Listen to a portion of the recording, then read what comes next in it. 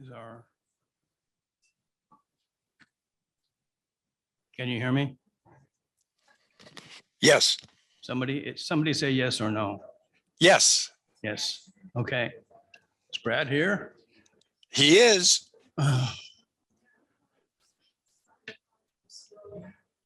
For better or I worse. don't know.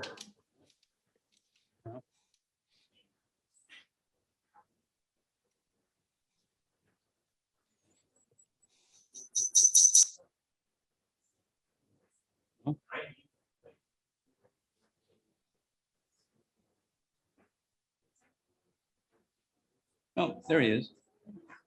Yeah. How do I enlarge you?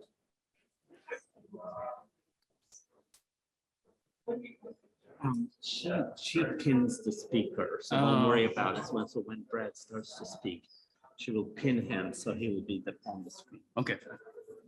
All right, good afternoon. Let's get started. Welcome to the afternoon session. Our keynote speaker, Brad Allenby, whom I have the pleasure of introducing. But before I do, let me introduce you to our two respondents to Brad's talk. First, Teresa Cordova, as I'm sure you all know, is the director of the Great Cities Institute at UIC. She's also a professor of urban planning and policy in the College of Urban Planning and Public Affairs. As an applied theorist, political economist, and community-based planner, Professor Cordova approaches her work as a scholarship of engagement in which research, pedagogy, and service are integrated. Throughout her career, Teresa has engaged with communities in and outside the university and is an expert in community-university partnerships and methodologies of engaged research. In addition to strategies for community development, her work focuses on global, local dynamics and the impacts of global economic restructuring on local communities. Our second respondent is Celeste Hammond, who is a professor and director of the Center for Real Estate Law at the UIC Law School. She is a fellow of the American College of Real Estate Lawyers and has been elected to membership in both Lambda Alpha International, the Global Land Economics Society, and Commercial Real Estate Women. She is an author of 2 commercial real estate casebooks that emphasize the transactional aspect of practicing law. Her scholarship focuses on climate change and interdisciplinary responses to it. Thank you. Now, Brad Allenby is an American environmental scientist, an environmental attorney, the Lincoln Professor of Engineering and Ethics, and President's Professor of Sustainable Engineering at Arizona State University. His principal areas of teaching and research are design for environment, earth systems engineering and management, industrial ecology, technological evolution, and the convergence of nanotechnology, biotechnology, information and communication technology, and cognitive sciences. Professor Allenby entered academia after a 20-year career as a senior environmental counsel, research vice president for technology and environment, and environment, health, and safety vice president for AT&T. He teaches courses in engineering and ethics, earth systems engineering and management, industrial ecology, and design for sustainability. His current research investigates ethical and social dimensions of emerging technologies, earth systems engineering and management, especially regarding information and communication technologies, transhumanism, and development of sustainable engineering theory and curricular materials. He's going to talk to us today on industrial ecology and the Anthropocene. Brad, take it away. All righty, thank you.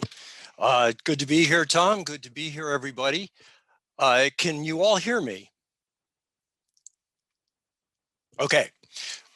I will take silence as acquiescence. I'm going to go ahead and start going through some slides. I've prepared a lot more than I intend to cover, mainly so that if you have questions, you can dig into the slide package. And of course, you can always email me. This is a very interesting challenge. And let me see if I can get to the share screen and we can roll here. Okay. So I want to start by saying this is something that we all know, but it bears repeating at the beginning. With anything as complex as the Anthropocene, there's inevitably a number of different ways of looking at it, each one of which is somewhat arbitrary and is incomplete. So I'm going to present one that tends to focus on the technologies and some of their implications. There are many other ways of doing this, and they're all potentially useful. But any perspective on a complex system is like a model. It's wrong, but hopefully it's somewhat useful. So with all due humility, let us proceed and see what happens. One of the initial questions, and this is a difficulty that students all the way up to the scientific leadership of this country and global institutions have, is thinking about what happens if you're at a fundamental tipping point. The idea of the Anthropocene has been introduced somewhat casually and with very little understanding of how deeply it challenges the ideas that we bring with us from deep in the past. Now, it may well be that we're not at a tipping point and things are going to go back to normal and it'll be the 1950s and we'll all get in our gray suits. If we're men and if we're women, our primary worries will be taking care of the house. And of course, minorities will be ignored, et cetera, et cetera. That's not going to happen. There's a lot of political forces in this country that would like that to happen, but it's not. So the challenge is trying to understand a future that is inherently not just unpredictable, but that is essentially a science fiction novel. And yet at the same time, not going tin hat crazy. So that's our challenge. And it's a challenge not just to our disciplines, which are, I think, completely inadequate. It's a challenge not just to the way we have formulated our models of the world, which are, I think, equally inadequate. It's a challenge to our imagination. And it's a challenge to the imagination that we can encourage in our students and in younger people, because unlike us, they have perhaps enough flexibility to be able to manage what they're going to run into. And so I start this with the death of King Arthur in Tennyson's version, The Morte d'Arthur. The old order changeth, yielding place to new, and God fulfills himself in many ways, lest one good custom should corrupt the world. The problem is, how do you adjust if you're locked in to the old world by your education, by every model that you've been taught, and by the social structures around you? So let's turn to another interesting source. Every good lecture on technology by an engineer should begin with a German metaphysician. This is from Heidegger, of course. So long as we do not, through thinking, experience what is, we can never belong to what will be. The flight into tradition can bring about nothing in itself other than self-deception and blindness. I would argue that we are, in fact, self-deceived. We are, in fact, blind. And that this is a useful caution, particularly because it was written many years ago, to being overly comfortable with our current knowledge state. The other reason I like this quote, it is one of the few quotes from Heidegger that one can understand without the use of powerful pharmaceuticals, which I generally do not allow in my classroom. Whether they get there anyway is a different question that I choose not to consider in too much detail. So I'm going to approach this looking through industrial ecology, which is essentially an environmental discourse, towards the broader questions of the Anthropocene. The first thing that you immediately notice if you take any sort of academic approach to the Anthropocene is that there are two debilitating blind spots in the way that we approach the world as it is even today. The first is that we tend to completely ignore emerging technologies. There's a number of reasons for that, but part of that is that if you think about the discourses like, say, environmentalism, industrial ecology, sustainability, they're all backward looking and teleological, which means that we tend not to focus on what's happening in the real world around us. The second is, and this is perhaps an example of the first, is how deliberately and intentionally academia ignores military and security domains, particularly given what's going on with food structures, with governance stability in many countries as a result of inflation and lack of food that's brought on by the Ukrainian war. That becomes an increasingly difficult blind spot to maintain. So from the beginning, this argues that if we are serious about the Anthropocene, we need to be much more open ourselves to challenges from other discourses and perhaps from things that we would much rather not deal with, such as, for example, war. So I think that disciplines like industrial ecology, like planning, like law, have a huge opportunity in the Anthropocene, but it is one that is going to be very, very difficult to grasp.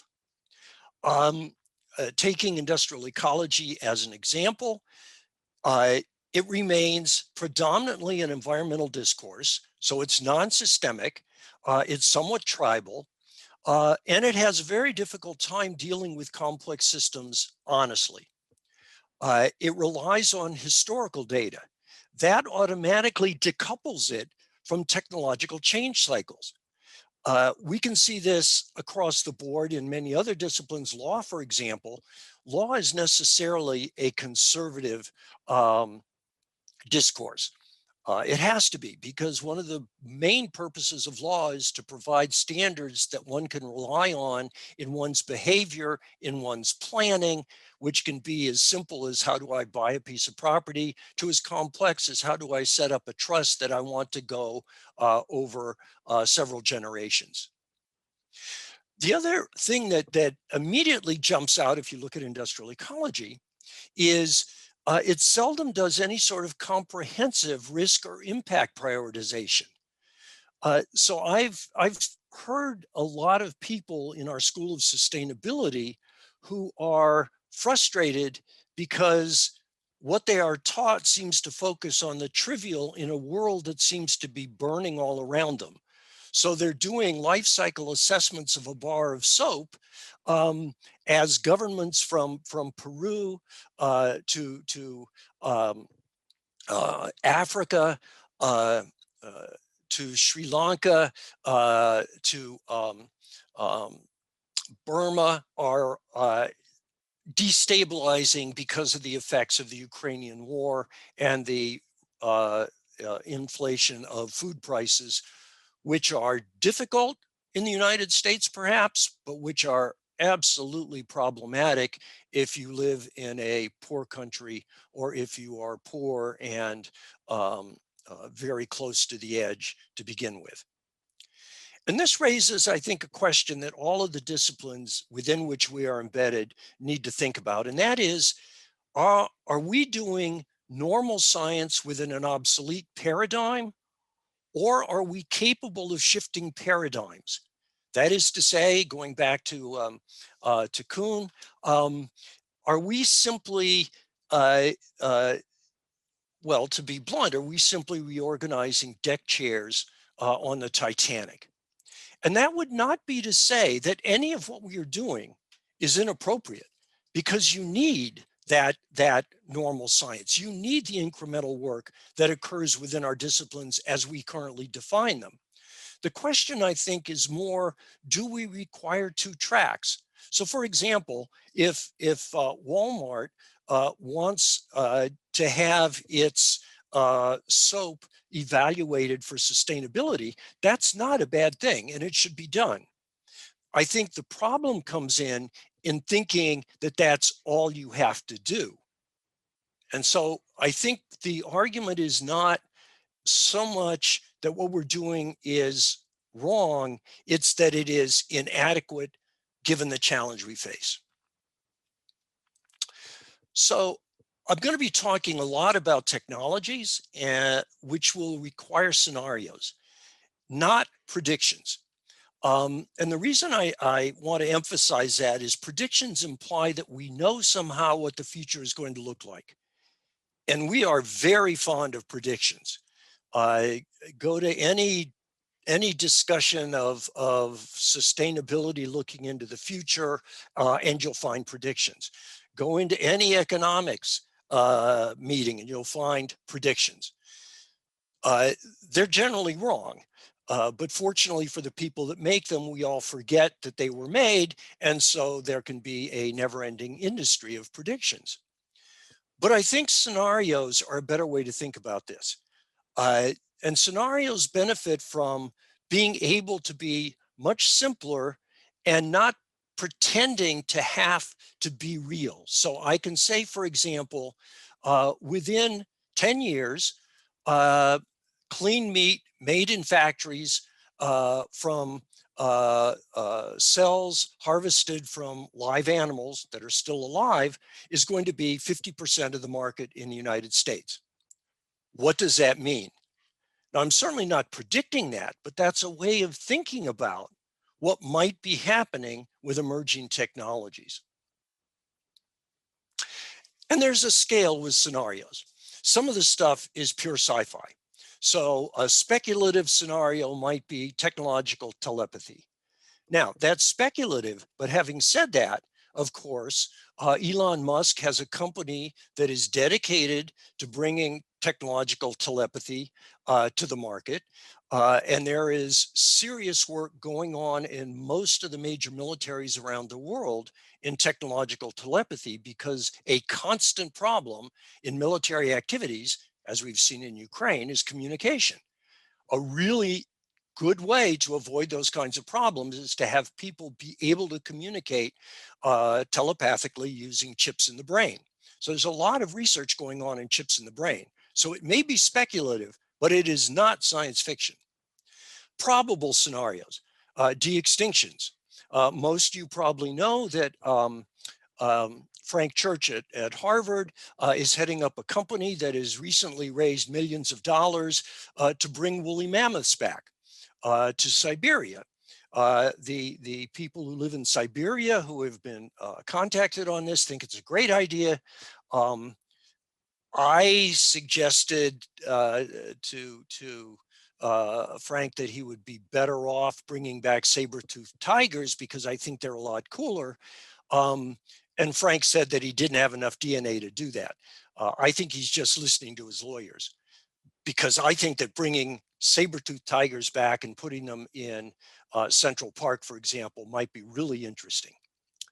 The price of oil next year, that's a prediction, and you get those all the time.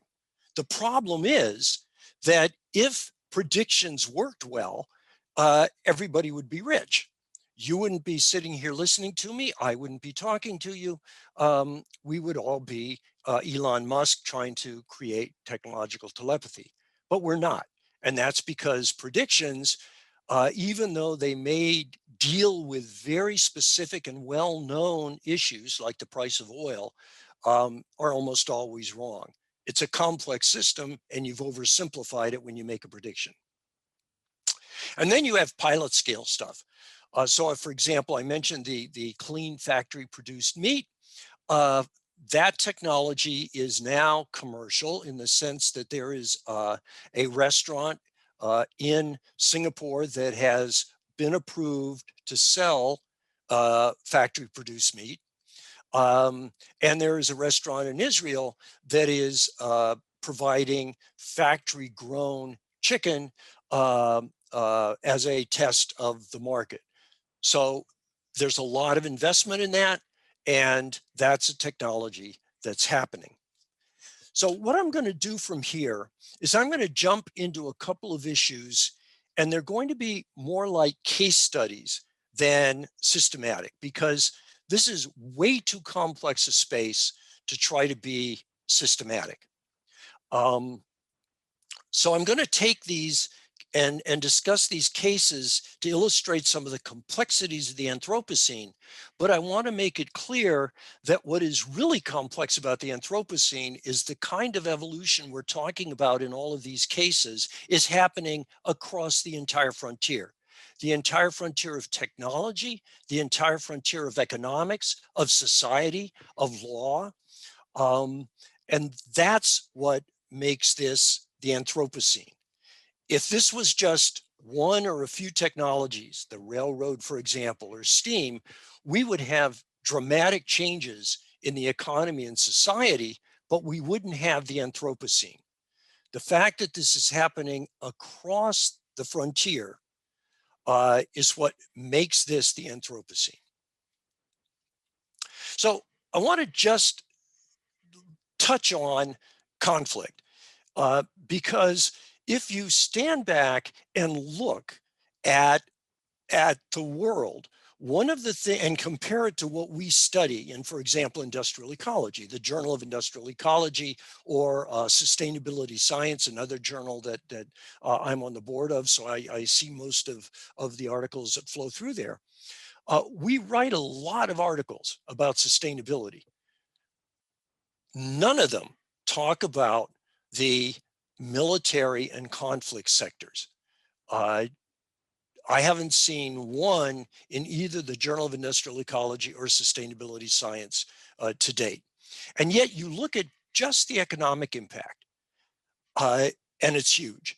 And then you think about the social impact, the human impact, the Middle East, the Sahel, Sub-Saharan Africa, and of course, Ukraine. Those impacts are enormous, and they ripple across the entire world. One of the reasons that I think Ukraine gets more attention than other conflicts, certainly other conflicts are just as, if not more painful in terms of human impact, social and cultural impact, is because Ukraine and Russia taken together are major food producers. 26% of the world's wheat, 30% of the world's barley. Ukraine produces a huge amount of corn, sunflower oil. The fact that Ukrainian food production is being shut down either directly or indirectly through the conflict with Russia, and that Russia's food production is slowing because of the economic costs of the war, has a huge impact on poor people around the world. And to not see the conflict that is around us is a very dangerous blind spot if what you're interested in is trying to think about how we should manage responsibly in the Anthropocene. So I'm not going to talk anymore about that because that's not what the topic of this talk generally is. I just want to point out what a huge blind spot that is. The implications of modern conflict, though, require a few words. So, for example, there is a new battle space that has been identified and is currently being actively engaged in, called our cognition, our identity. Your identity, my identity are not just design spaces, but battle spaces. That's what Brexit was about. That's what the 2016 election was about. That's a big part of the conflict in Ukraine, and it's certainly a big part in the Russian attacks on, for example, the Balts and Poland, the Baltic states. Uh, we're generally not attuned to these sort of very impactful developments because cognitive warfare implies something far more fundamental than just you're getting tweets from AIs that are motivating your behavior in ways you don't understand. It means that we are now at a point where cognition becomes a design space in ways that it has never been before. That is a very fundamental change in what it means to be human. That is a very fundamental part of the Anthropocene. And yet, it is also a part of the Anthropocene that is generally ignored. We seem to think that the Anthropocene is just climate change. That is perhaps the first indicator that people have picked up on. But in some ways, to focus on climate change when the Anthropocene is evolving around you at some point becomes not just naive, but almost unethical, because it means that you're not understanding the true challenge that the Anthropocene poses to the human species. And while I'm being sort of provocative here, which I will point out, Tom asked me to do, he says in a vain effort to deflect criticism, I want to point out that when I talk to my students about sustainability, in general, I get the list that you would expect. Climate change is almost always first. Then there's water, there's loss of biodiversity. They're generally the ones that you would anticipate. But let me point out that there is only one thing that could destroy civilization as we know it in a short period of time, and it is not climate change. It is, of course, the first human technology that carried within it the ability to destroy the world as we know it, and that is nuclear weapons. One of the reasons that the Ukrainian war has attracted attention, besides all of its obvious economic and social impacts, is precisely because in ways that are not true of other wars going on around the world right now, it clearly raises the possibility of a nuclear confrontation between two major nuclear powers. If that happens, we're toast. And that could happen fairly quickly. Climate change, we have time to evolve. We have technologies that are being developed, and I'll talk a little bit about those. But right now, this is the technology that could destroy the world as we know it. Now, I would also point out that the reason it hasn't already destroyed the world is not technological. It's because human institutions and human morality and human ethics, both on the part of the Soviets and the Americans, combined to create structures that prevented it from being used. That was not an easy process. I won't talk any more about that, but the evolution of nuclear strategy to a final stability, at least in the medium term, is a success story of human institutions. Now, would we all rather that nuclear weapons didn't exist? Of course, they're terrible. And the threat they pose is existential, and it's very difficult to see how it would ever be diminished. But it's important, I think, to also understand that it was the human side of things that has made this threat so far just a threat. Because a lot of times when we get into these discussions, we tend to flow over into science or into engineering. And we forget that not only are those systems obviously human systems, but it is the human systems that create the structures within which those disciplines operate. So this is complicated in part because even the technologies are wicked systems. wicked complexity being they involve human systems and so forth. So the Anthropocene, the age of humans, basically. The bumper stickers, I think, are that the planet is a design space. We now live on a terraformed planet. That doesn't mean that we've designed everything ourselves. The Everglades, for example, we haven't designed the Everglades. We have, however, said that we're not going to allow development in these parts of Florida, and we're going to require certain things, for example, of the agricultural interests, which have had the effect of engineering the Everglades to be a natural system within a human construct. That is, national park, not to be simply a part of the economy, but to be set aside as a national park. The human is a design space. I've talked about cognition. Most of you probably know that at MIT and elsewhere, we've designed magnet systems that allow the manipulation of moral judgments without people knowing it.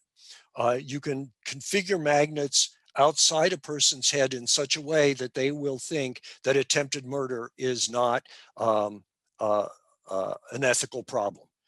They've done this at MIT. More subtly, we've created narratives that have tribalized the United States and dramatically reduced the effectiveness of pluralism as a governance system. That also is using the human as a design space. And an important point and a reason to focus on technology is that technology, not just as an engineered system, but as a human system, is one of the primary evolutionary pressures that have created the terraformed planet, and to which we're responding in many other ways. All right, essentially, the Anthropocene is a term that we've come up with that captures the idea that we live on a terraformed planet. As I say, these slides are available to you. I'm sure Tom has copies. You can just get copies from him or from me, because I'm going to go through some of them pretty quickly. The Earth is a design space. This picture says a lot about that. One of the reasons is that if you know about planetary physics and chemistry, you know that one of the things about any planet or any body actually in space is that it radiates at a particular frequency because of its heat signature, basically.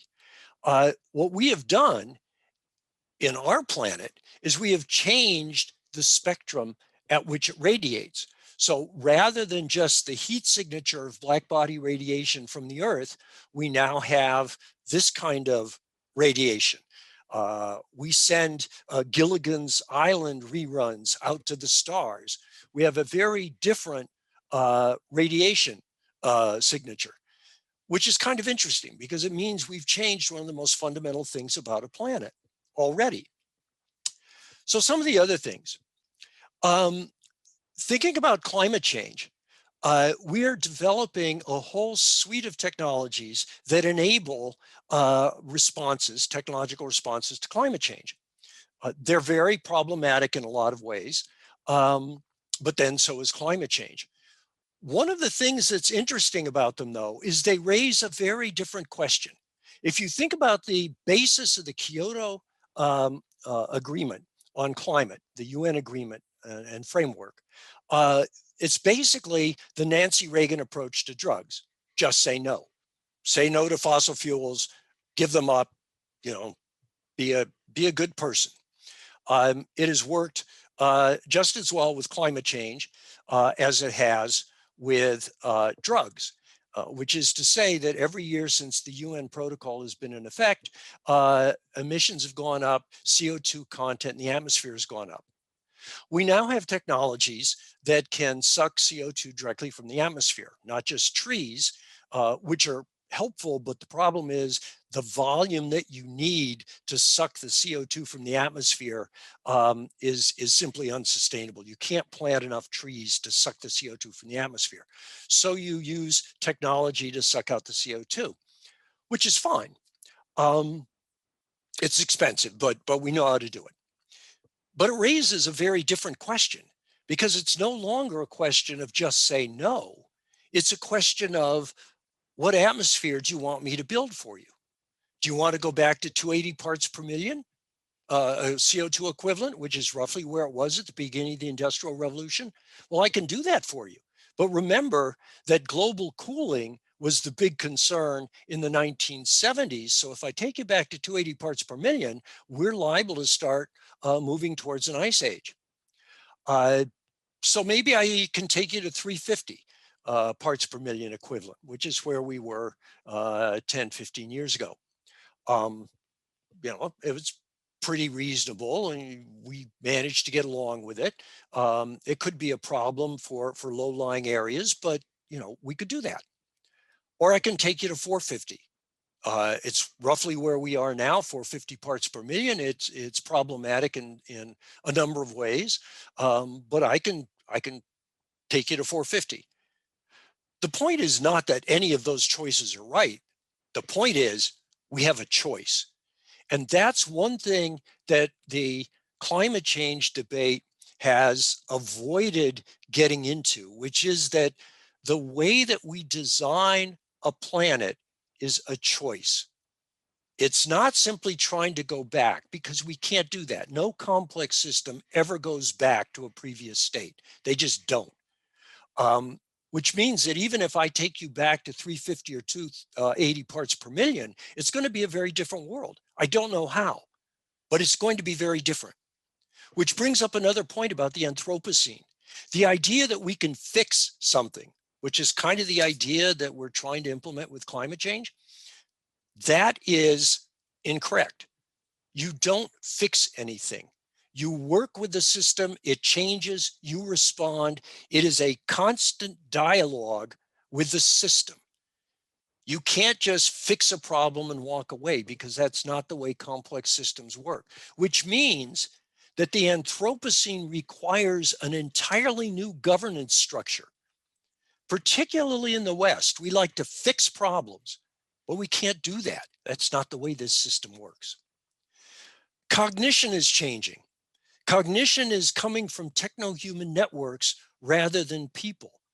If you look, for example, at the Chinese social credit system, which essentially gives each Chinese citizen a number saying how good a citizen he, she, or they are, that is a product of a techno-human network, of the cognitive ecosystem. It is not something we could have done previously. It incorporates data from everything from tests on pregnant women to check the health of their babies, which is now fed to the PLA, the People's Liberation Army in China, to gaming. A lot of gaming companies have significant investment by Chinese firms, partially because they produce an enormous amount of data that are very valuable in trying to model human cognition, which you can then use to build techno-human networks that assist you in governance, particularly in authoritarian states. Biodiversity, we all know there's a crisis in biodiversity, but the question is, how do you define biodiversity? So you have evolved biodiversity, which is where, of course, people see the crisis because we're losing species. And then you have design biodiversity. For example, once I build a factory to produce beef, and the way you do that is you just take a cell and you get it to reproduce and you grow it in the factory and then it's beef. Once I do that, meat becomes a design space. So maybe you don't like meat because it's got too much really bad fat. So I replace the fat in beef with omega-3 or omega-6. I can put fiber in your beef if you really want fiber in your hamburger. So once I move the food to a factory environment, it becomes a design space. And that's part of the design biodiversity that will be part of and is part of our world. So are we losing evolved species? Pretty clearly. Are we losing biological information as a whole? That's not nearly as clear because of the amount of designed biodiversity that is now becoming part of industrial processes. And I'm not going to talk about the others. I'll just point out that probably the most important Earth system is the human species. And because we're embedded in it, we don't think of ourselves that way. But if you want to understand the Anthropocene, you have to understand from an outsider's perspective, the human species as a very profound Earth system. And that means that things like religion, law, culture, human psychology, they're all critical parts of how you design a terraformed planet. And that assumes, of course, when I say it that way, that there is a conscious designer, which is also not at all clear. What you have is a lot of autocatalyzing behavior, which is not accessible through any kind of design technology that I'm aware of. We can talk about the reasons for that. It's very systemic. Then there's the human as a design space. And again, here we think of what we've got as being the end of the design process. I think that's obviously not the case. A couple of examples. We get so used to Google, we forget the way that we used to access information back in the days of dinosaurs and buggy whips, when you went into a library and looked in a card catalog. Every student I've got now has accessible to him, her, or them the functional information equivalent of the human species. That is entirely new. Clearly, it's going to have major effects. We haven't begun to think about that effectively. Radical life extension. There's many people working in some of these the appropriate research areas that think that it's quite likely that the people to live to 150 with a high quality of life have already been born in developed countries.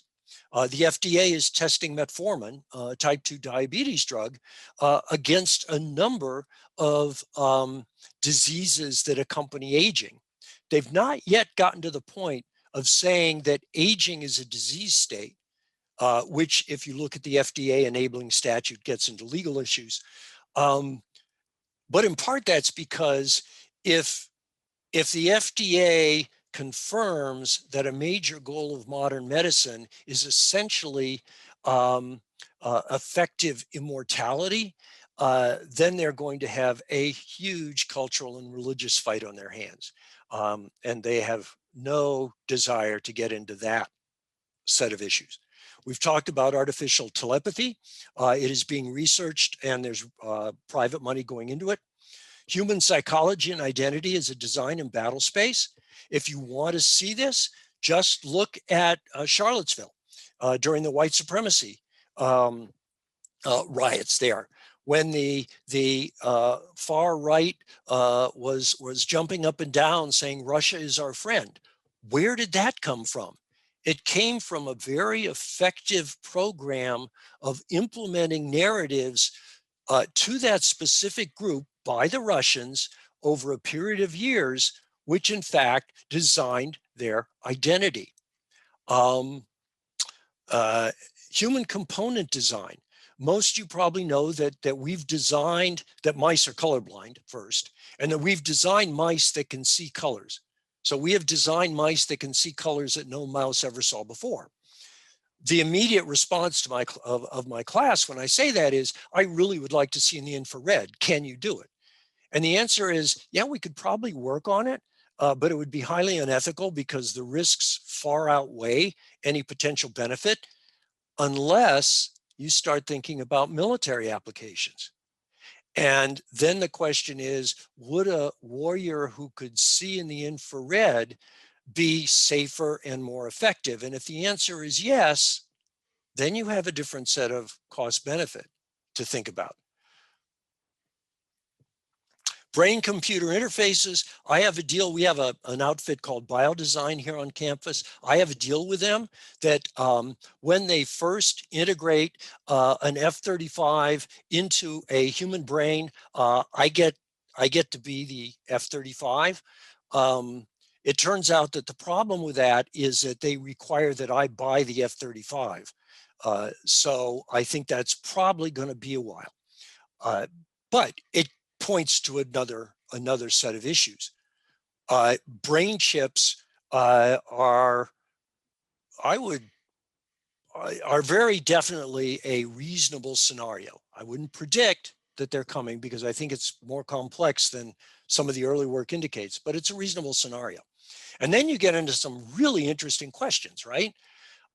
If I can chip people and they begin to feed into AI-based cognitive structures in the cloud that integrate across a number of people, do we essentially begin to end up with people being the memory chips and the silicon chips for cognition that goes on at the metacognitive level in the cloud?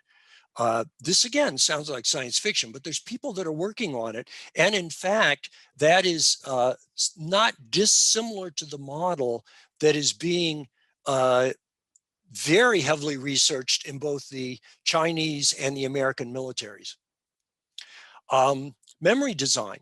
We're developing technologies that will allow us to design your memory, to eliminate memories, to tone down memories, and to replace memories. These are being done for medical reasons, things like trauma when you're young, incest and PTSD, other issues. But the technology is not limited to medical applications. You can easily see that becoming a very problematic area of research and technology. We're not only controlling memories in your brain, but there are companies that are cataloging Zooms and other online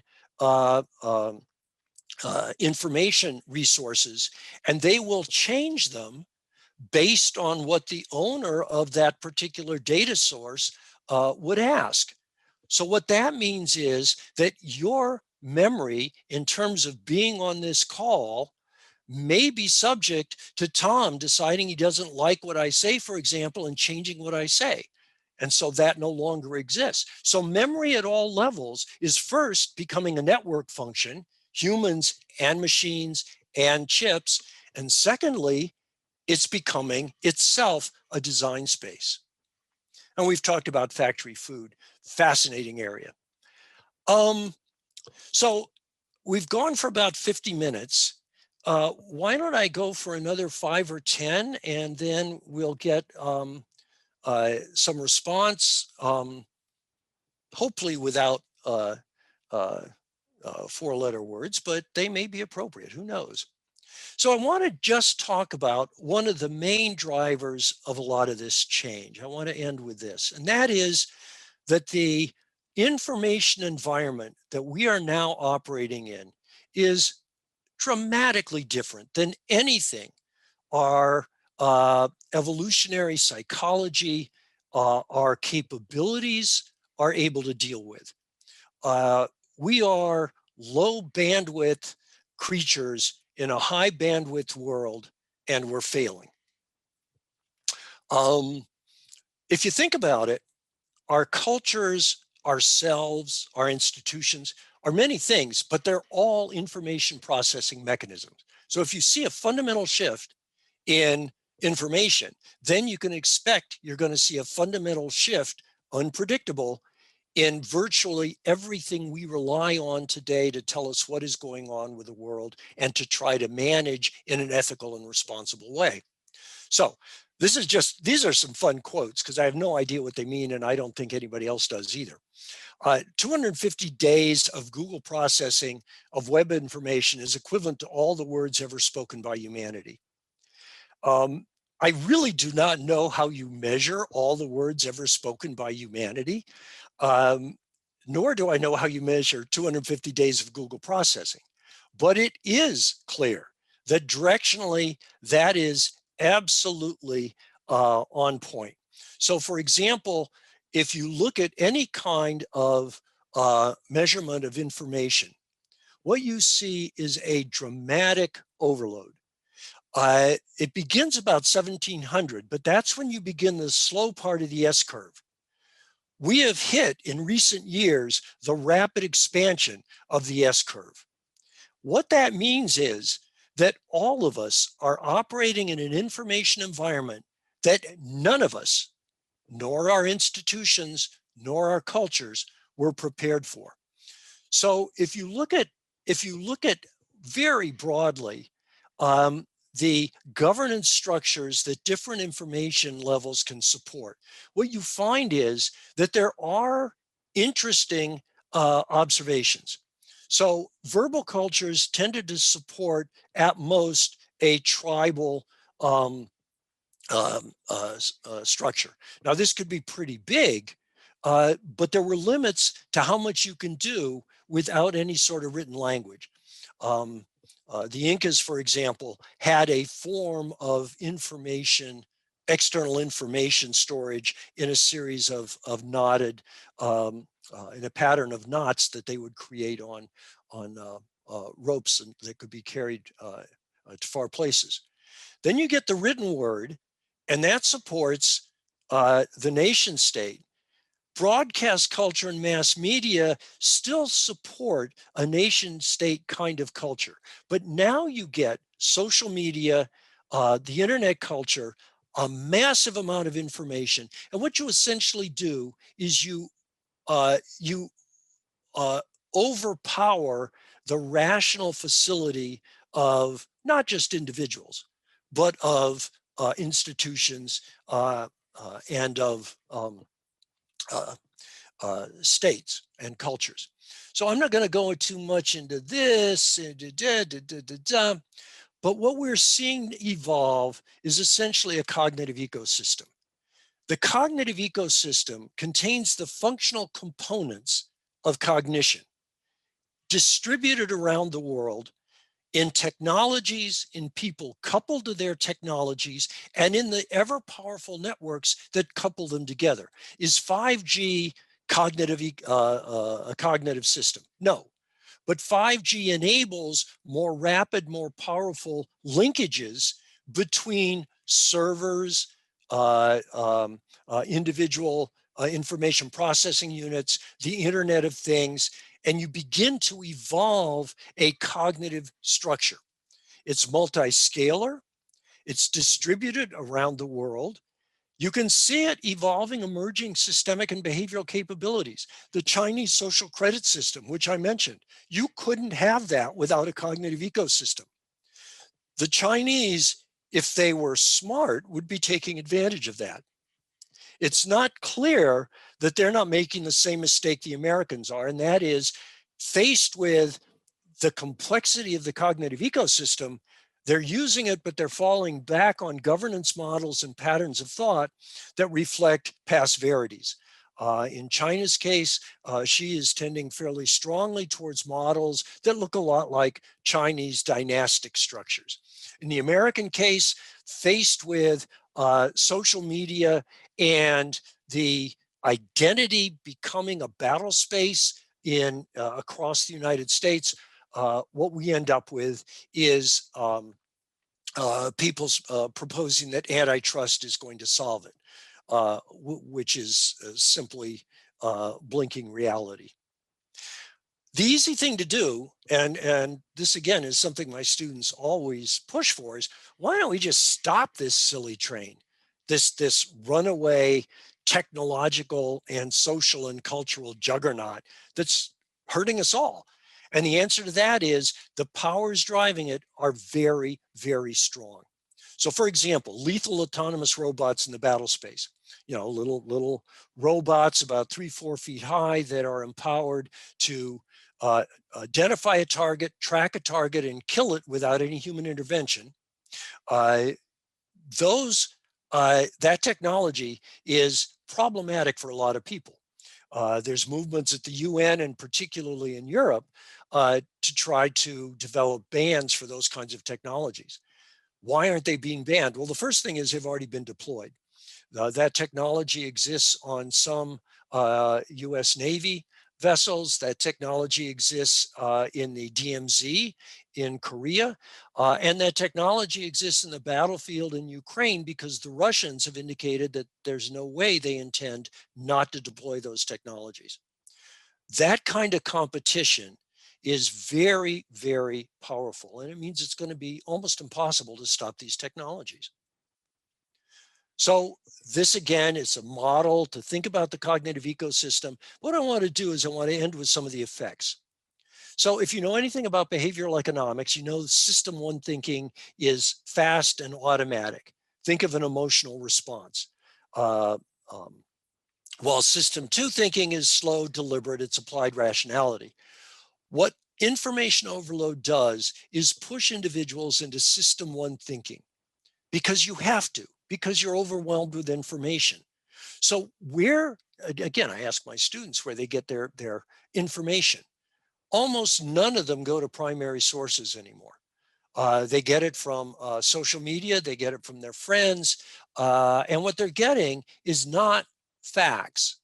I don't care if you're looking at the New York Times or you're looking at Fox. You're not getting facts, you're getting a narrative, and the facts are understood as part of that narrative. What that means is that more and more, rather than thinking about individual issues, people fall into tribalism because it's the only way to process the information they're being overwhelmed with.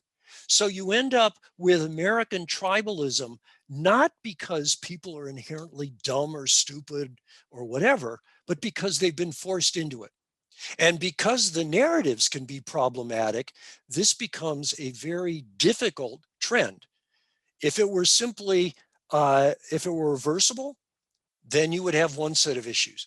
But if it comes from the fact that we now live in an information environment which is not going to be reversed no matter what kind of regulation we put on information patterns, then you need to think about how to deal with tribalism at the level of a pluralistic society. Most of you have probably noticed, particularly if you teach history, that less and less history is getting into our student population. More and more, our students tend to be ahistorical. Part of the reason is they have so much information to process in their ambient environment that going back and creating historical frameworks to fit that information into becomes more and more difficult. As I say, political and personal identity is a design space and a geopolitical battle space. That's simply the reality of the world we live in. Now, if you think about the fundamental assumption lying behind Enlightenment pluralism, it's that the rational citizen voter, taken as a model, exists and is the basis of government legitimacy. But if in fact, what we have is tribes that are embedded in manipulated narratives, then that idea of Enlightenment governance fails because you no longer have individuals who are capable of doing rational thinking because of the complexity of their environment. And again, I want to point out, this is not blaming individuals.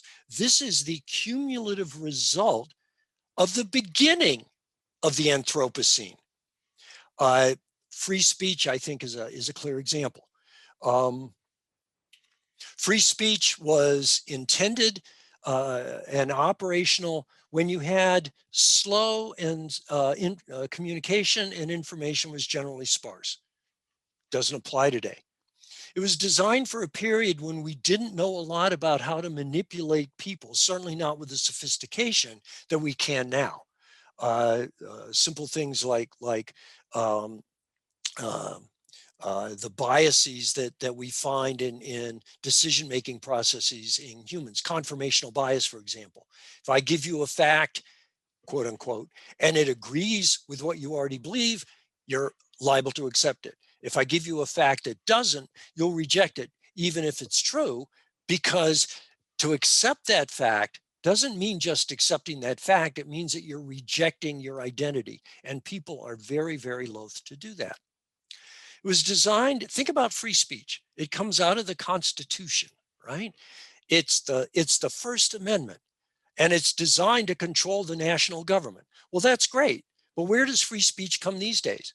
Well, it comes from social media. If I throw you off Twitter, then you can scream all you want in your front yard. Nobody cares. Access to social media, access not just by yourself, but with your bot armies, that becomes the arena of speech. Moreover, free speech supposes a general public forum. We like to think of Athens. We like to think of the New England town halls. But what we have today is the ability to target individuals based on psychological profiles that have been developed from what I can scrape off the internet and powered by AI, both in terms of video and in terms of message, so that I can simply turn an AI loose on individual voters who have been identified through social media and other information sources, and nobody's going to know what I'm targeting them with. So the idea that I will lie to you and that somebody will come in and tell you the truth no longer operates, because they're not even going to know I'm contacting you. All right. Let's see, what else is good? All right, tell you what, let's stop at this point and see what the comments say and what kind of questions we have and what kind of discussion we have.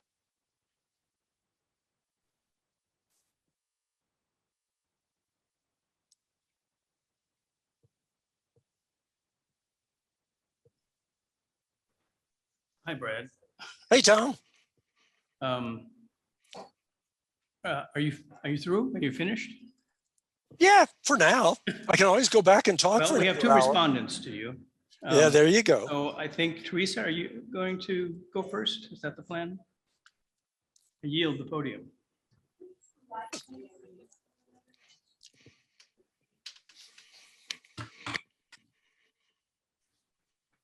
All right. I'm still relishing that delicious lunch. Was that not really good? Yes. Including the beautiful plates and the napkins. A lot of thought was put into that. And I'm still also really relishing this wonderful day that we're having together. So it's a great honor for me to be here. I want to thank and congratulate folks from the Anthropocene Lab.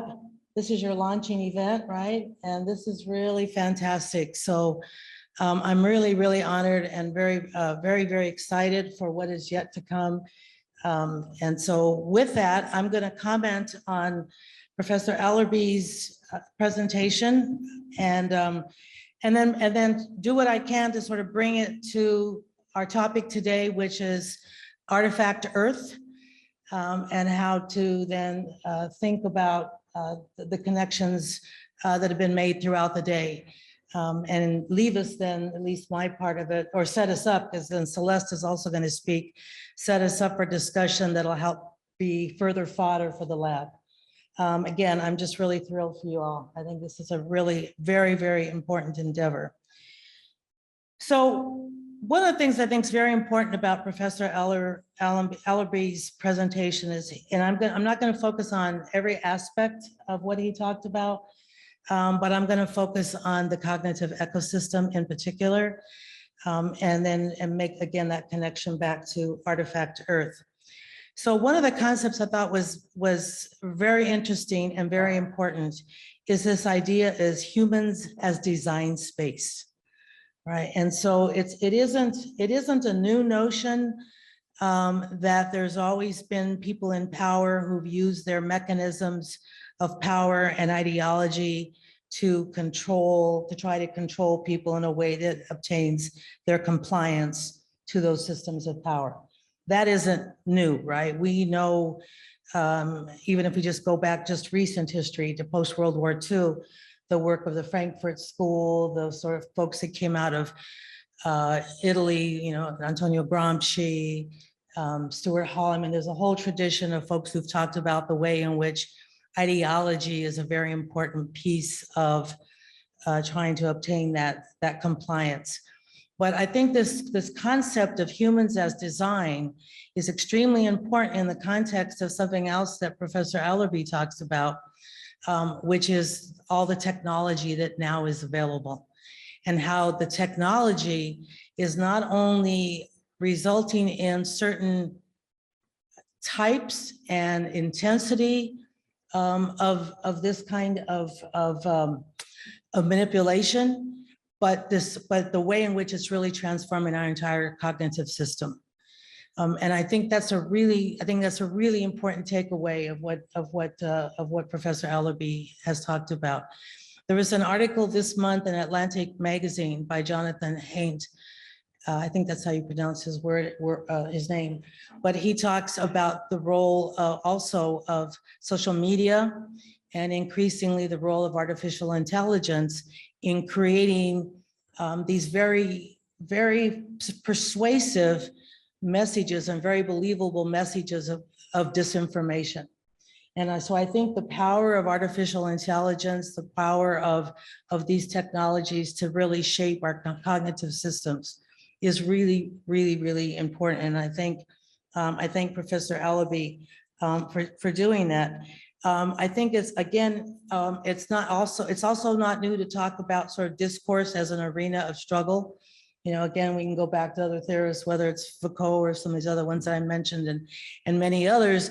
But again, I think sort of bringing some of the militarized language to it, right, that Professor Allenby has done, and sort of talking about it as a geopolitical battle space, I think is also very important. And then there's something else that I think is very important about what Dr. Allenby has said, which is connecting it to this cognitive system and the manipulations and the use of technology around those manipulations, and bringing that to the formation of identity. So that the world of identity politics has really in some ways taken over our political discourse.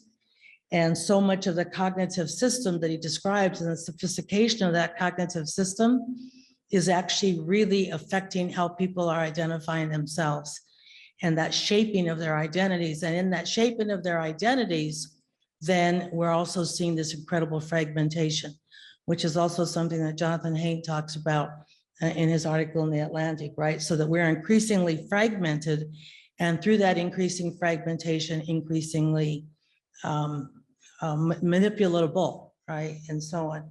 So I think,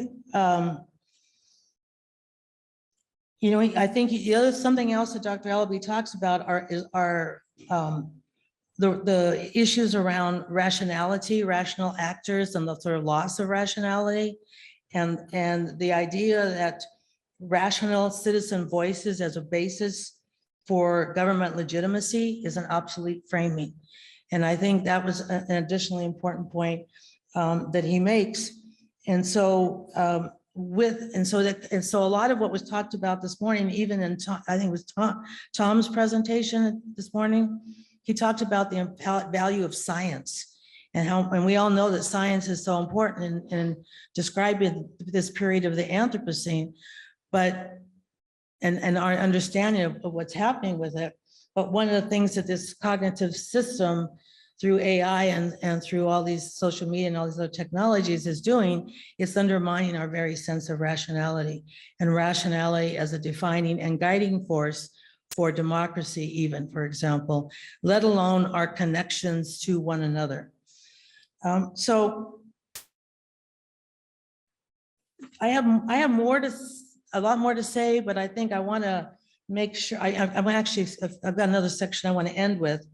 And I've got more sort of to comment on what Professor Allenby has said, but I also want to make sure that Celeste has plenty of time and make sure that we have plenty of time for conversation. So one of the things that has come up all morning long, and I think it is a question of whose voices must speak. And if what Dr. Allenby has described is this weaponized narrative, right? And the use of disinformation in this weaponized narrative, then one of the things that then becomes important, because he talks about this weaponized narrative has affected institutions, identities, civilization, our will, and also this sort of social credit systems that you talked about, the manipulations that we see in Russia and so on. But in making that link here, one of the questions I ask is, because one of the ways that the cognitive system is functioning, or one of the ways that the manipulation is functioning, is to sort of twist and turn what people see as their own self-interest, right? And so their own self-interest is being twisted with misinformation, and what is really, and it keeps us then from truly pursuing our own self-interest, which in this case is our ability to exist on this planet. So instead, what we've been doing since man has become dominant in the Anthropocene is we have continued to sort of work against our very self-interest. But in order to do that, because clearly in the short period of time that this destruction has been occurring in relationship to the existence of the earth, right, and the impact of man on Earth, which we refer to as this period of the Anthropocene, in order to do that, though, it must be ideologically protected, right? And that's the connection, I think, back to this cognitive system. In order for this dominance to continue, in order for those who benefit most from the control over the system are the ones that are also very much invested in also controlling these cognitive systems. So if we were to pursue this further, we'd probably see an overlap in a lot of the funding of some of this technology that is perpetrating this. So what Professor Allenby has described is a technologically, cognitively sophisticated way to drain, excuse me, let me say this again. What he has described is, I'm trying to read my own handwriting, is a technologically and cognitively sophisticated way to draw us deeper into the Anthropocene, right? And I think that's the connection here between the cognitive system, I think, and the Anthropocene. So the question then for me is, how do we intervene against this rise of authoritarianism as reinforced by this cognitive ecosystem? And if the agents of this authoritarianism essentially don't give a damn about the ability of humans or other life forms to remain on this planet, what is the counter to that? What is the counter hegemonic remedy? Or at least what are the strategies that we need to have in order to counter this trend? So for me then, I began with looking at values. And it reminds me of what you said at lunch, right? That we really need to be thinking about what are our values. And for values as a way, thinking about values, reshaping values, re-articulating values as a way to intervene and intercept these cognitive ecosystems. And so for this, I turned to the work of Jane Caputi and for the call of the mother, or deliberately dirty-minded manifesto for the Earth Mother in the age of the Anthropocene.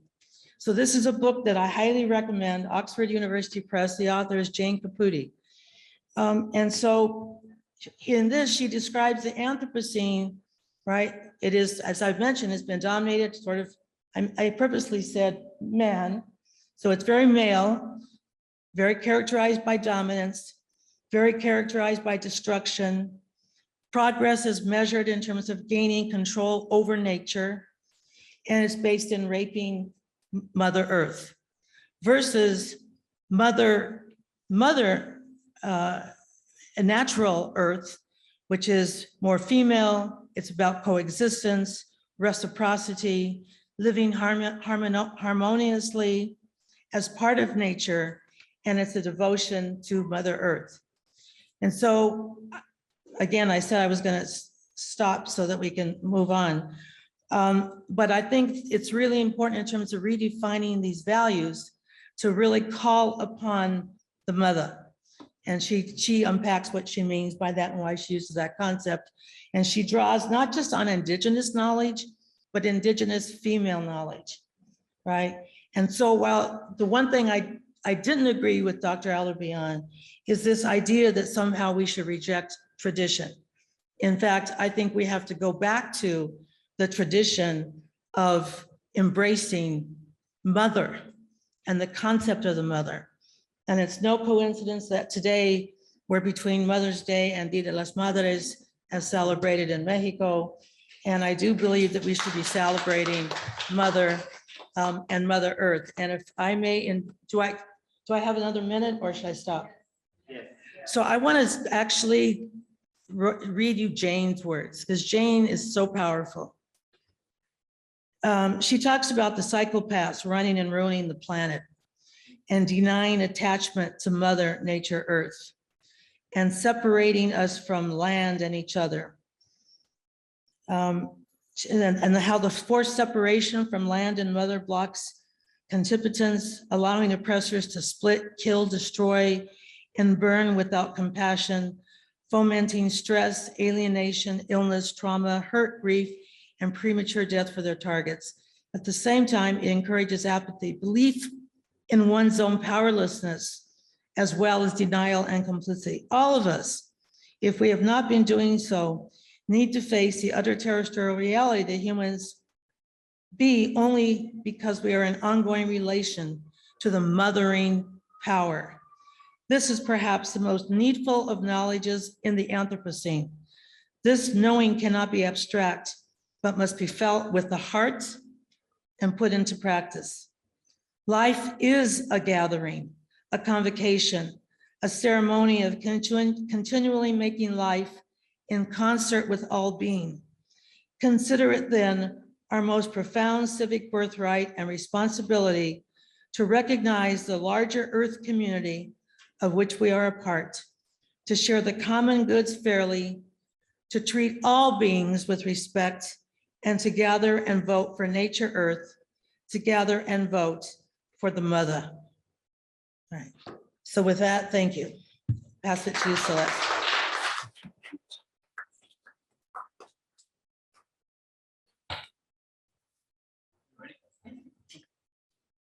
Let's get everything out there and then we can have a little bit of time to chat about stuff.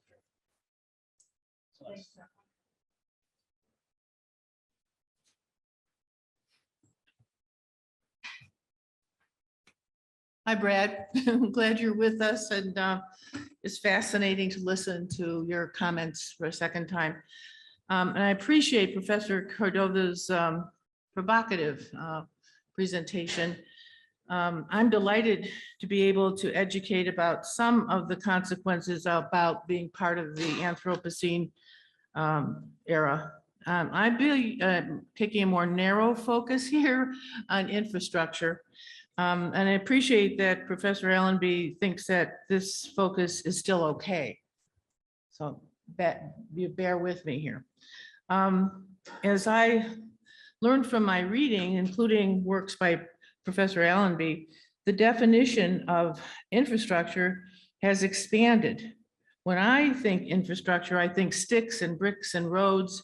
The Oxford Dictionary refers to, quote, the basic physical and organizational structures and facilities, for example, buildings, roads, power supplies needed for the operation of a society or enterprise, the social and economic infrastructure of a country. Professor Allenby's definition of infrastructure reflects not only his knowledge and experience in environmental law, but his thinking beyond civil engineering.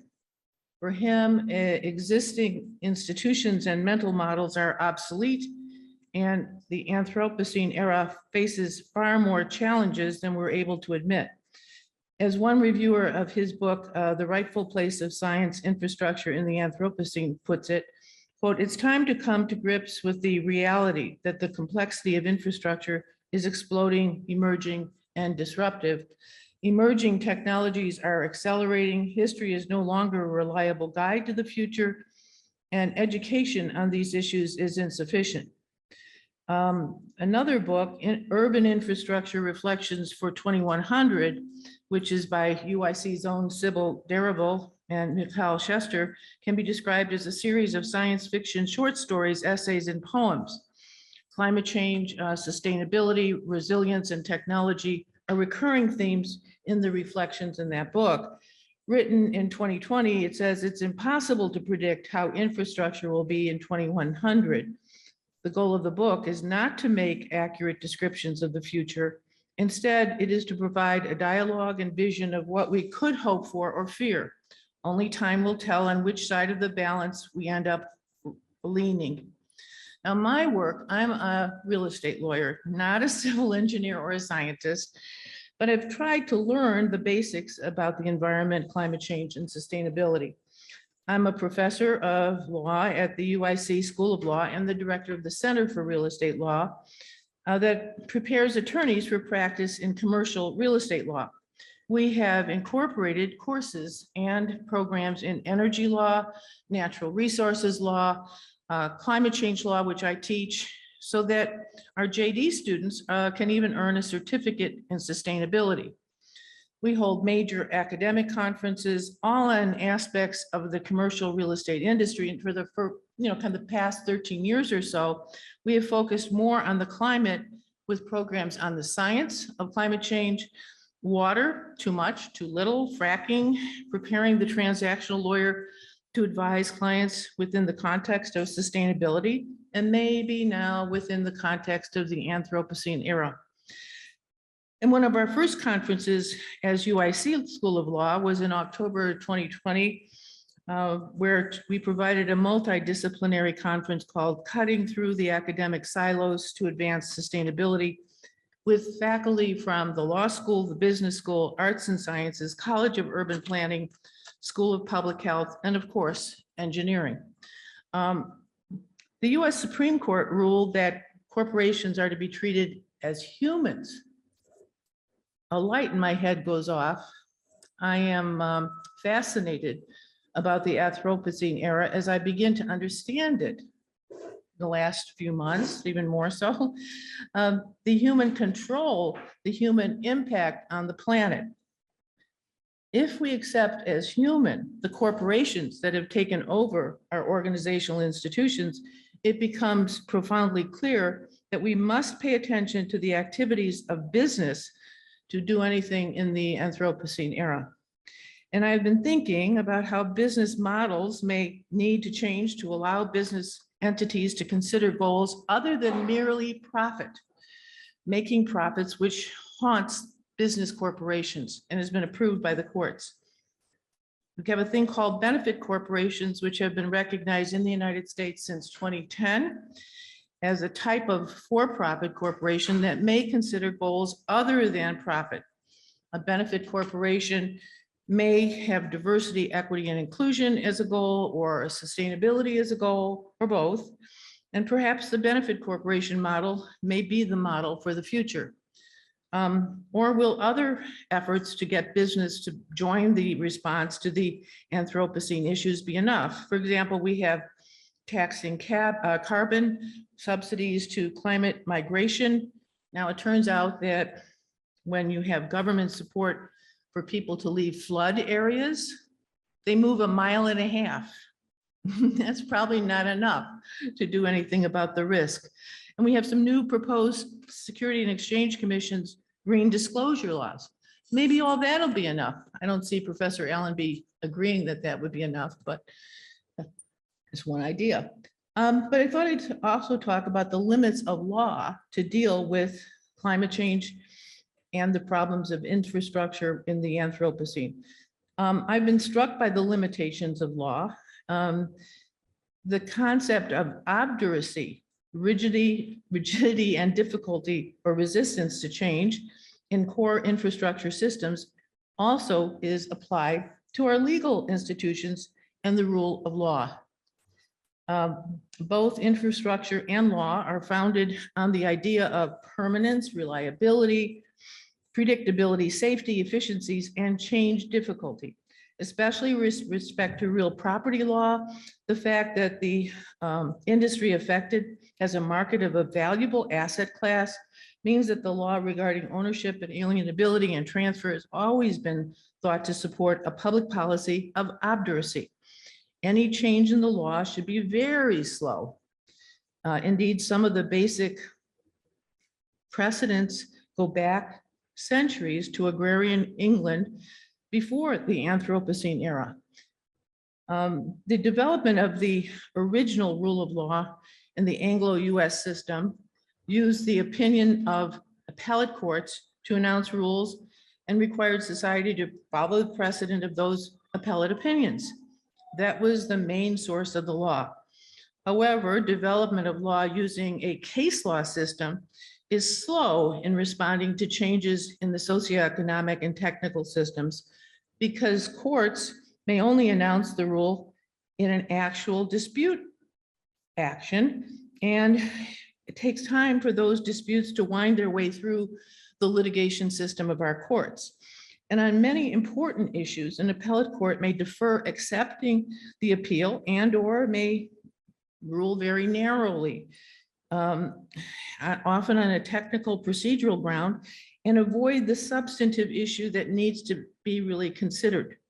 More recently in the United States, but not in England until 1920, we used statutes to become a very important source of the law.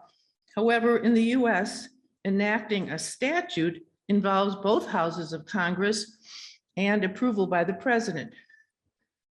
Each state has a similar legislative system. And because the legislators and the executive are elected and come up for re-election quite frequently, the consideration and passage of statutes is fraught with political concern. The law moves slowly and is not nimble, which is a concern when we need to confront Anthropocene concerns. The development of administrative law, where a statute creates an agency of government, may offer even quicker responses than the courts and the legislative process. Administrative agencies have both quasi-judicial and quasi-legislative powers. And then there are the executive powers in our three-branch system of government. The executive has a main function of enforcing the laws made by the courts and the legislature. But increasingly, the presidents have been using executive privilege to make things happen.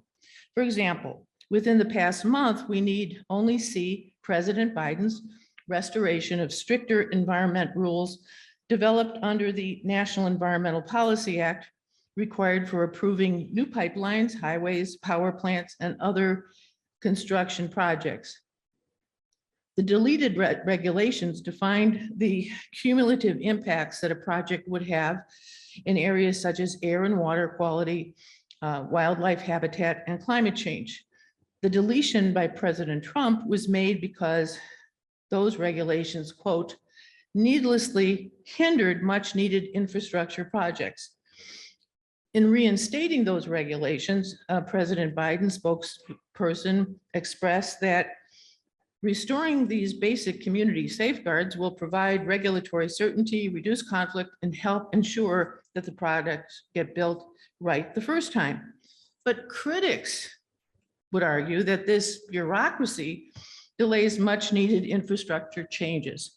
So is this how we need to respond to the Anthropocene? More law, less law? What kind of law? And then in the area of property rights, the protection of ownership and the economic benefits of ownership under the Fifth Amendment to the US Constitution and in the constitutions for every state are placed above all others regarding the needs of society. If government needs to use private property, government must pay compensation for that use. And so takings law has developed. Both the litigation of cases where property owners claim government is using its private property, often real estate, and ask a court to order the government to stop or pay the economic value can take years for completion. And if the court determines the government action is a taking, then government needs to find the money to pay the ownership rights of the property owner. A recent state case shows some sign of hope that the law can respond quickly and with the Anthropocene era in mind. In Borough of Harvey Cedars versus Karen, an owner of property on the Atlantic coast had wonderful views from all levels of the house. The local government determined that berms, little hills, public easements, had to be built. And this would protect the beach from sea level rising. The berms interrupted the views from the owner's house. During several years of litigation brought by the owner of the beachfront house, Hurricane Sandy destroyed this shore and the infrastructure and other development along that coast. But the berm, that's really an infrastructure in itself, I think. The berm was effective and the house was protected. The New Jersey Supreme Court, after the hurricane told the property owner, you lost part of your view of the ocean, but your entire property, including the house, was saved, no damages, you were benefited. And then finally, this is about the word wicked, which I kept seeing throughout my readings of Professor Allenby's work, and I had not really seen that before. This aspect of the law where regulation of property rights can have both negative and positive impact on the plant may provide a clue as to why Brad refers to such problems as wicked. The concept was developed, I gather, in 1973 by Riddle and Wilbur. They were referring to problems in planning. They concluded that finding this solution is only secondary to identifying the problem. I wonder if that's Professor Allenby's message now. Whether that approach is reflected in reality, or do we both identify the problem and understand it along at the same time developing a solution? So I guess that's my first question. Dr. Allenby. Well, I think that's an excellent question, actually. No. Muted. I tend to You're try to, muted. are we good? I tend to try to look at conditions rather than problems, because problems ask for a solution. And when you have a sufficiently complex system, you don't really get solutions. What you get are conditions that satisfies enough different objectives so that they're an improvement over what you have now. But you don't get solutions. So for example, say loss of biodiversity or climate change or human conflict. I don't think you're ever going to get solutions. I think you may get management, adaptive management processes, for example, that allow you to work with the system towards system states which are acceptable. But I don't think you get a solution because the problems are too complex to solve. I think the best we can do is kind of get on the horse and ride. But it's an excellent question. Some problems obviously do have solutions. I mean, if you have a localized infrastructure issue, say Flint, right? That's a very complex problem. But obviously in Flint, Michigan, there are ways to provide good water to that population. The issues there become cultural, political, economic, and so forth. So there is a solution. But when you get into these broader questions, climate change, for example, I don't think we're ever going to solve climate change. What we'll do is we'll continue to evolve along with changes in the climate, changes in the ocean, changes in other systems. And hopefully we'll do so in a way that's ethical and responsible. But I don't think you're going to find solutions. Lines we were just speaking, I think, in terms of competing goals. And, it kind of we all had the concern about loss of energy or overuse of energy in buildings. So airtight buildings to save energy became the goal of the built environment. And you had all the regulations from LEED, from US Green Building Council, to keep them airtight. Then what happens is you have the COVID virus. We did a program on COVID and business offices and how you're going to return to the office, these darn buildings which are so airtight. And so then you have, bringing in the fresh air, which requires energy to cool and energy to heat. So will emergencies such as COVID require modifications of sustainability efforts? How do you review and understand, and who decides? I thought Professor Carlina Rosé this morning did a great job of raising that. Who decides? So the answer to that, I think, is we don't have a good way to think about that right now. I mean, that was one reason I raised the question about, do you want 350 parts per million or 280 parts per million or 450? I mean, who gets to vote? Who gets to decide? Some people are going to benefit. Russia, for example, Canada, it'll open up some of their northern areas if we have global warming. Other people, Pacific Islands, are going to be in serious trouble. The kinds of mechanisms we have, the best one is probably the UN and some of the international organizations, but they're of course obsolete because they're based on the Westphalian model where the state is the dominant actor in international affairs. And that's no longer the case. I mean, one of the reasons I think China cracked down on their tech industry was because Alibaba, Baidu, Tencent were getting bigger than the state in some important ways. And so I think it was a defensive maneuver when Xi clamped down on them. And I think that's what the Americans are looking at with antitrust. What that means is that I think you've got serious issues when it comes to the whole question of where power lies and how it's exercised and who gets to vote. The UN is clearly as good as we've done, but it's also clearly ineffectual. And I don't know what comes after that. I mean, an optimist might say, well, you could use social media and create voting systems. But the reality is that just means that you get the weaponized narrative and managed narratives. So you don't get free votes anyway. It's a very serious issue. And it raises, looking at the human species from the outside, it raises the question of whether any sense of control at this point by humans is illusory. And that in fact, what you have is humans as part of an evolving system, which maybe can be pushed in certain directions.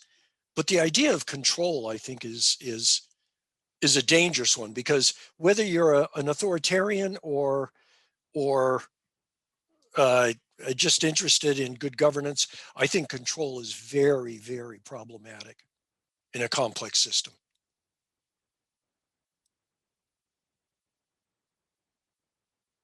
Biggest questions. Thank you so much, Brad. Well, thank you. And thanks to our responders to Brad's remarks. We have about 10 minutes left. Can open it up to all of you. If you have any questions or comments, please step up to the mic, or this one if you like. Anybody? Oh, I don't know. I don't think so. We have a question. Yeah, come on up.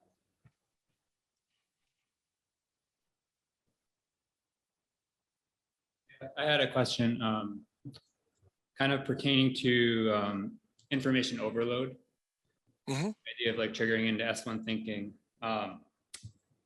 So yesterday, I spent the entire day at an ancient remnant prairie outside of Rockford, and I just spent the entire day in the ecosystem. And I was listening to your analysis of information overload here, and I sort of questioned it, but I totally hear where you're coming from. But I was curious what you would think about this. At one point I was down at ground level and I was looking out across the horizon and I saw the thatch that had built up from like the past year, 2 years, 3 years, new emergent plants, an ancient stone that had been there for millennia, which I then picked up and moved 10 feet to the right, dropped down and made a new space for new growth. And I keyed in on a little sedge, these little sedges that only flower at this particular time of year. They get to be about like 3 inches tall. You know, later the prairie is like 15 feet tall. They disappear from the sun, come back next year. And when I tapped into that, my phone was dead, but I asked the person I was with to take a picture. And then when she looked out at it, she suddenly saw that like this little pair of sedges that were there were here, here, here, here, here. And they were just every single like spattered everywhere on the landscape. And we just tapped into this like zone and saw the like, you know, the little flies that came down. And I guess what I'm getting at is about 5 minutes later, I got overloaded. And I had to go remove myself from the group and like put my hands in the earth over a stone and like emote into it. But where I'm going with this is that I was experiencing a very profound form of information overload, and the level of complexity that's out there happening is of a quite great order. And I had just thought there's a Catalan artist, Pere Jaume, who in his book, Paraules Locales, which is like local words, says that there's not an infinite number of ideas in the world at any given time. It's very finite. And he's like, there's actually not that many ideas out there. And most of what you get is these permutations and repetitions of information, of thought, of idea, right, of human construction. And that's very similar to the way in the ecosystem, right? You have, it's permutations of this sedge in different situations. So I started just questioning the idea of like information quantity in which we experience in the present moment, and like thinking about, oh, we'll just call them an ancient human or me, right, yesterday. So I was kind of thinking categorically through like, well, what's the difference between information overload, and which is definitely a novel phenomenon, right, with the internet and with everything you're speaking to, and then what I experienced yesterday, or what an ancient Polynesian, native Hawaiian who's a navigator that can, you know, find a new island they didn't know existed based on the way the wave patterns are hitting the boat, and they're hypersensitive to that, and they're kind of remote sensing through the hull of their craft.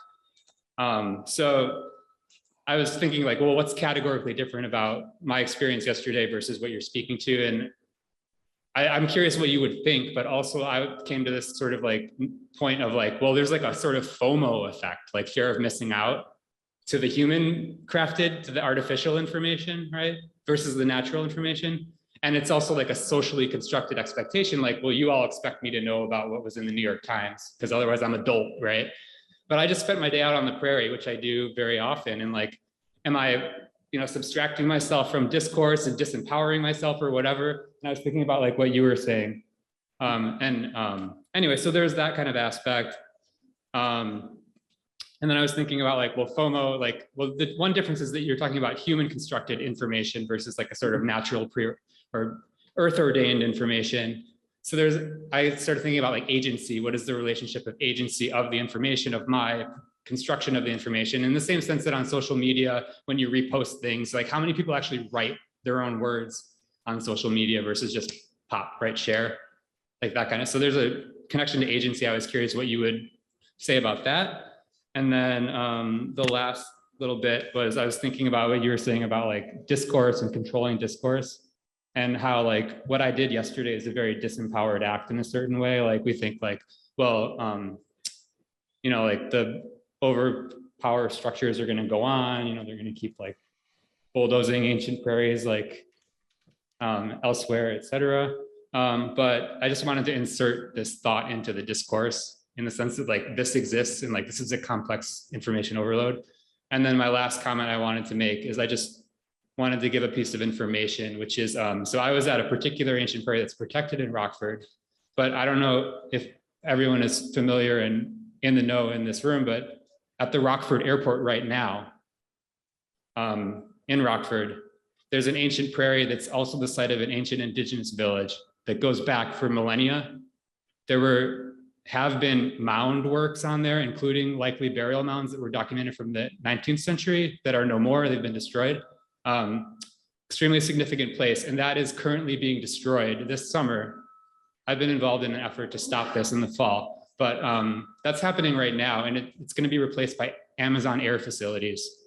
And so I just wanted to put that in the discourse as well, and to ask all of you for help, and like to say this is really important. And this is precisely the level of complexity that I experienced yesterday is being destroyed, erased, eroded, effaced right there. And like, they'll get them all, you know, in a certain way. And like, that's a erosion of human tactile, like immediate experience. But I'm curious what you would think about the categorical, or I don't know, the difference in information overload that I referenced. Well, I think you've raised some important questions, and thank you very much for that. Information is a very slippery kind of thing. It's the sort of word where when you say it, everybody thinks they know what it means, but then the more you dig into it, it becomes more and more impossible. So, you know, is the first CD of a bad band information and all the rest of it aren't? Or does every CD count as information? What about the downloads? So how you measure information is even from a technical sense, a non-trivial question. Your point is very well taken.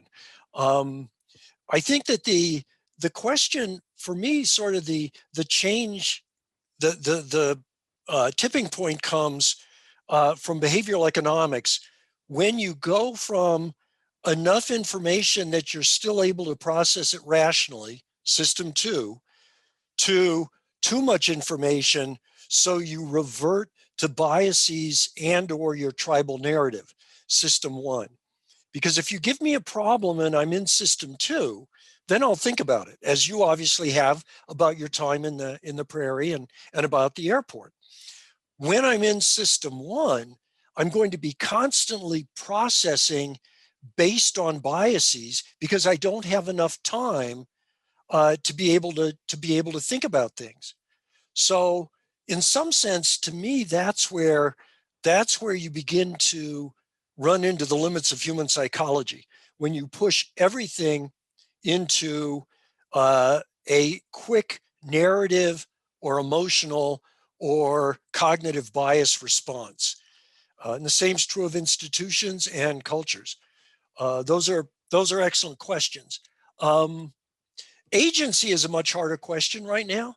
I think that, you know, it depends on how skeptical you want to be. If you're going to pull a postmodernist Descartes approach, then agency kind of doesn't exist. So the question to my mind is more thinking about applied agency. How do we manage applied agency? How can it be effective? And how can we know as applied agents, that is operating with agency within very clear constraints, how can we know that what we're doing is ethical and appropriate? So very good question. Thank you. Question. We have Okay, thank you. 35 seconds left. I'll keep it brief. Thank you, Professor Allenby, for your talk. As an academic adjacent person who would rather avoid the subject of the military, I thought I would be remiss not to ask, are there examples or possibilities that you are aware of, or of the military using, I mean, the Anthropocene presents a security risk as well. And Sure. Is there a place or spaces where emerging technologies such as radiation resistant fungi or plastics bioadjusting mushrooms or something, perhaps positive emerging technologies that the military might have the ability to take up more quickly because of the agency that they do have? And if there are any case for some interdisciplinary efforts with these military phobic academics like us, who are interested nevertheless in seeing large scale solutions that the military has the breadth to apply. Yeah, so that's a very good question. Just as a side note, one of the most productive periods in government research on breast cancer was when, for reasons which completely escape me, somebody gave the US Army responsibility for research on breast cancer for a while. And they gave it to a general, and the general said, we're going to do this. And they actually got a lot done that hadn't gotten done in the civilian side. Now, obviously, that's problematic for a number of reasons. But yeah, one of the areas that, for example, that the military is very interested in is modular renewable energy systems. Anybody who deals with the military knows that as the old saying goes, amateurs deal with strategy, professionals deal with logistics, and energy logistics is really critical to the military. So they have a lot of interest in that. The questions of the Anthropocene are deep enough and difficult enough so that the military per se can't really engage with them, because of course it's very limited under the US Constitution. It is subordinate to civilian leadership, which means that they really can't get too far into, say, private industry working on solutions to serious kinds of issues, like how do you make a base less energy intensive? But I think there are opportunities. What I would be careful of, particularly if you wanted to jump into those opportunities, is that the culture between academia and the military is very different. So that one has to be very tolerant of a different culture in approaching joint goals and joint research. But I think there are a lot of opportunities. So particularly if you're interested in energy systems and more sustainable building kinds of aspects, the military isn't a bad place to start.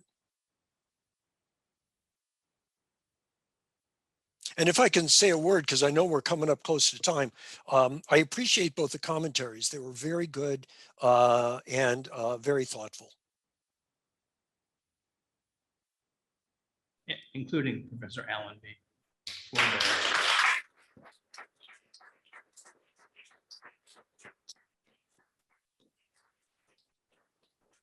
Personal thanks from me, Brad. See you down the road. Okay, sounds good, Tom. Take care and have a great day, everybody.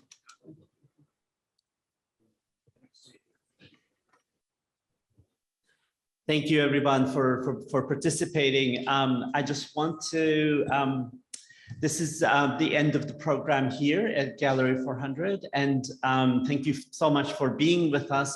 And those of you who are on the Zoom, feel free to email us. We're going to be continuing with communicating with the work of the Anthropocene Lab. We have a closing event, which is a tour of the Heritage Garden by our students. So we're meeting at the Latino Cultural Center in about 10 minutes, 15 minutes, something like that. So those of you who would like to join us for hearing from UIC students and former UIC students in the way that they worked with this Heritage Garden. So, but thank you everyone for participating. This was a phenomenal day. Thank you.